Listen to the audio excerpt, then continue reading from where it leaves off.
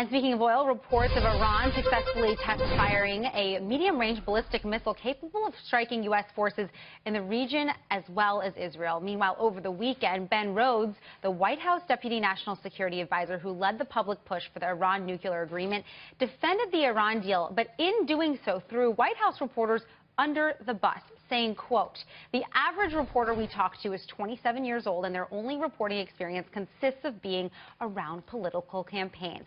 That's a sea change. They literally know nothing," unquote. Rhodes has since attempted to walk back those comments. To look at all of these stories, with me now is Fox News military analyst, retired Lieutenant Colonel Ralph Peters. Colonel Peters, thanks for joining us tonight. Hi, Joe. So Ben Rhodes said he created a media, quote, he called it an echo chamber to sell the Iran deal. What do you think that says about the intricacies of the deal now? Well, for Rhodes, it was all about marketing. He's a marketer. That's what he's become. And it wasn't about the content of the deal. He just had to sell Obama's cherished Iran deal to the American people, and he did a good job of that. And the media were complicit, many, not all, but many in the media. And they allowed Rhodes and Obama to get away with the false dichotomy that, hey, it's either our deal, our nuke deal, or war. And that was never the case. That was never the stark choice. And beyond that, of course, they spun this myth that now we can deal with Iran because they're moderates in power. But they've been dealing with the hardliners before the last round of elections, returned some relative moderates, and all of the intelligence community, all members of it, agreed that the hardliners remain completely in control in Iran.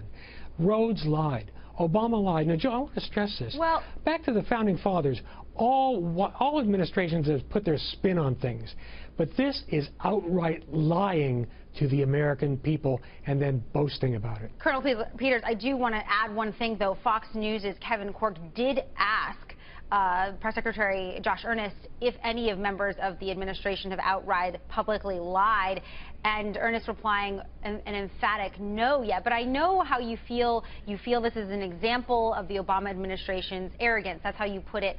So Ben Rhodes complicit in this issue then? No, he lied. I mean, I'm not going to talk around the bush on this.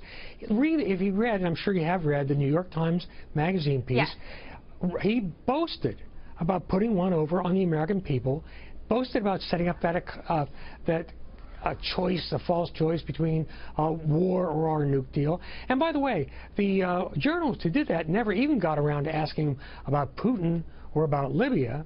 And so what emerged was a picture of a White House that, as some of the sources said, just refuses to learn. It's ideologically based. They've made up their minds even before they get the expert briefings from the Department of Defense or the CIA or state. And I've said on Fox, Joe, many times that what stuns me about this administration isn't that it came into the office naive, but that it's never learned. Jimmy Carter learned, even Jimmy Carter. But Obama refuses to learn, and Ben Rhodes was proud of that. He would have done just fine working for Joe Stalin as the head of Agitprop.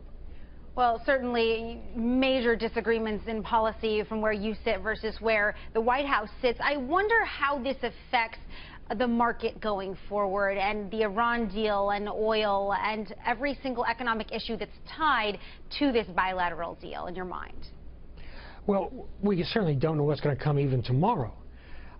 But we do know that Iran has been emboldened. I think, sometimes there are very small events in human affairs, one bullet in Sarajevo, that changes the course of history. And I'm afraid that in January, when we allowed the Iranians to grab our sailors without a fight, abuse them, use them for propaganda, and then Secretary thanked the Iranians, that was a real turning point, not just for the Iranians, for Putin, for other terrorists who just feel that while Obama's in office, they can get away with anything. And as far as the markets go, Joe, I will tell you, we are going to be blessedly lucky if we get through the remaining months of this president's term without a violent confrontation somewhere, possibly in the Persian Gulf. Well, we hope that does not happen, but we always appreciate your perspective. Retired Lieutenant Colonel Ralph Peters, thank you very much.